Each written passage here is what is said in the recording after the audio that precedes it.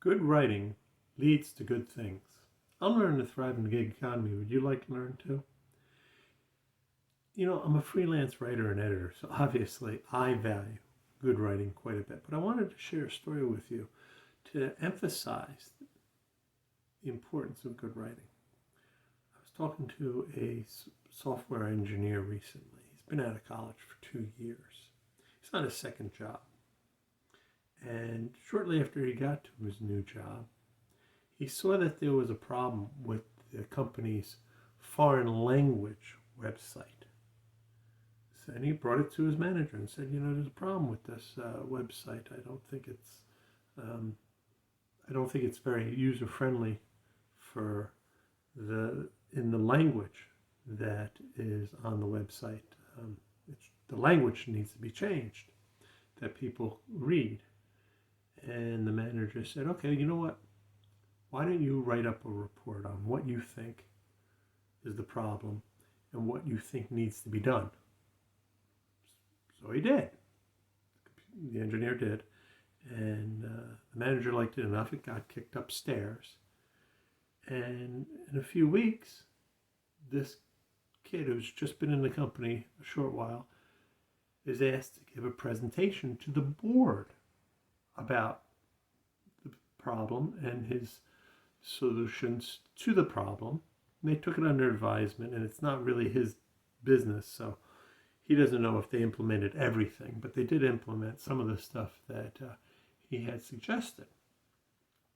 Fairly recently, some of the board members were going on a fact-finding mission down to Florida, and they wanted somebody from the tech team to go with them because they were going to be dealing with some customers and talking about websites and seeing if the website needed to be improved in any way.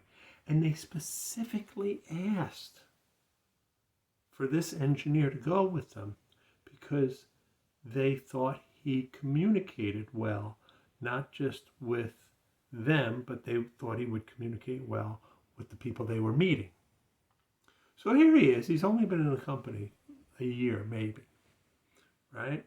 And he's on a fact-finding mission with some of the board of directors, and he's going to dinner with them, and he's chatting with them, and he's making suggestions about what they've learned that day, and they're taking some of his suggestions, even suggestions that didn't have anything to do with his business, but just in general. And they're telling him different things and whatnot about how the company works and what have you. And at the end of the fact-finding mission, the weekend, the marketing director on the board turns to him and she says, you and I are going to have to work in the future. We're going to work together. I've got a few projects I'm going to keep you in mind on. The kid's been in the company a year, maybe, at the time. And he's meeting with the board of directors. He's on these fact-finding missions, board of directors. Over a year and a half, he's been given 3 raises and a promotion. And there's every indication, they told him, that they're eyeing him for management.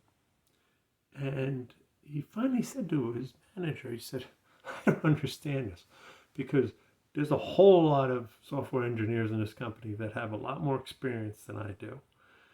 And they should have been going on this fact-finding mission. They should be doing the presentations to the boards. I shouldn't be doing it. I'm just, newbie. And the manager sat him down and said, yeah, but here's the thing. Most of these software engineers, they can't communicate to normal people. They can't explain to the average person what they do when they're working on the website or working on the computer. They just can't. You have the ability to write clearly and speak clearly.